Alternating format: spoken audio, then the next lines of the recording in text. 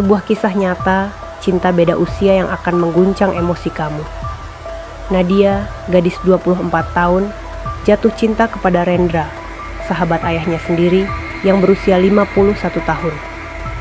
Mereka melawan stigma, perbedaan usia, dan penolakan keluarga demi cinta yang tulus.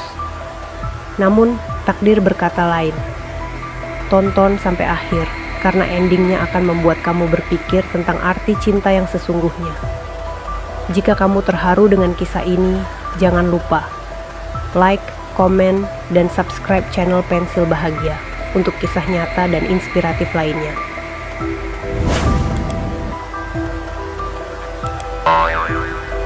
Namaku Nadia, 24 tahun.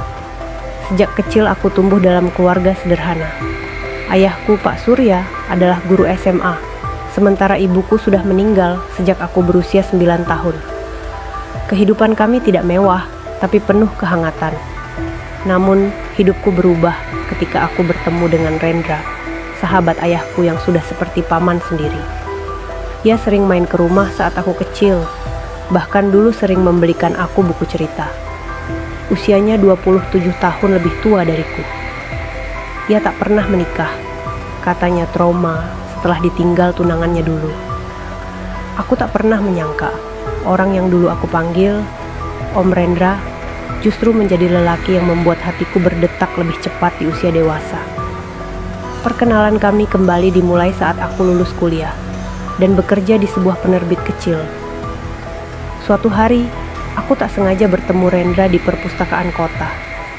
Kami duduk bersebelahan tanpa sengaja, lalu tertawa saat sadar bahwa kami sedang membaca buku yang sama. Sejak saat itu, kami mulai sering bertukar pesan, berdiskusi soal sastra dan hidup. Aku merasa nyaman. Dia mendengarkan, menghargai, dan memandangku bukan seperti anak kecil. Namun saat perasaan tumbuh, aku mulai takut. Apa aku salah mencintainya? Apa kata orang nanti? Apa kata ayah? Rendra awalnya menjaga jarak. Ia sadar perbedaan usia kami terlalu jauh. Aku bisa jadi ayahmu, Nat. Orang-orang akan menghakimimu, katanya. Tapi cinta tak peduli. Suatu malam, aku memberanikan diri mencium punggung tangannya. Ia hanya diam, lalu menitikkan air mata. Rendra akhirnya menyatakan perasaannya. Kami berpacaran diam-diam selama 8 bulan. Ia selalu menjemputku selepas kerja, membawakan makanan favoritku, dan bahkan menulis puisi untukku. Namun, saat kami memutuskan untuk serius dan menikah, segalanya runtuh. Ayahku sangat marah. Dia sahabatku, Nad. Ini salah. Kau masih muda. Dia setua aku. Ayah membanting gelas dan tidak bicara denganku selama 2 bulan. Aku hancur, tapi aku tak mundur. Akhirnya, dengan hati penuh luka, aku dan Rendra menikah secara sederhana. Hanya dihadiri teman-teman terdekat dan beberapa tetangga. Ayah tidak datang. Awal pernikahan kami indah. Rendra membuatku merasa dicintai setiap hari. Kami menulis buku bersama, mengajar anak-anak jalanan, dan hidup sederhana di rumah kecil kami di Bogor. Namun kebahagiaan itu tidak lama. Suatu pagi, Rendra terjatuh di kamar mandi. Hasil diagnosis menunjukkan ia mengidap tumor otak yang sudah menyebar. Usianya memang 51 tahun, tapi tubuhnya melemah seperti lansia.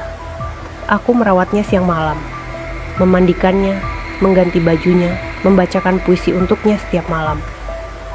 Satu malam, saat hujan turun deras, ia memegang tanganku erat. Aku takut mati, Nad, tapi lebih takut meninggalkanmu sendirian. Air mataku tumpah. Aku mencium dahinya. Aku akan baik-baik saja, asal kamu tenang di sana nanti. 3 hari setelahnya, Rendra pergi, dengan senyum di wajahnya. Ayah datang ke pemakaman, untuk pertama kalinya setelah 3 tahun. Ia berdiri di sampingku, lalu memelukku erat.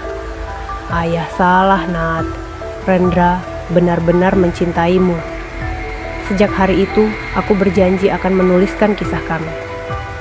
Bukan untuk memaksakan cinta beda usia, tapi untuk mengatakan pada dunia bahwa cinta sejati tak pernah melihat umur, status, atau pandangan orang. Cinta sejati hanya tahu satu hal, berjuang hingga akhir. Jika kamu punya cinta yang diperjuangkan, jangan biarkan dunia menjatuhkanmu. Karena terkadang cinta terbesar justru datang dari arah yang tak pernah kita duga.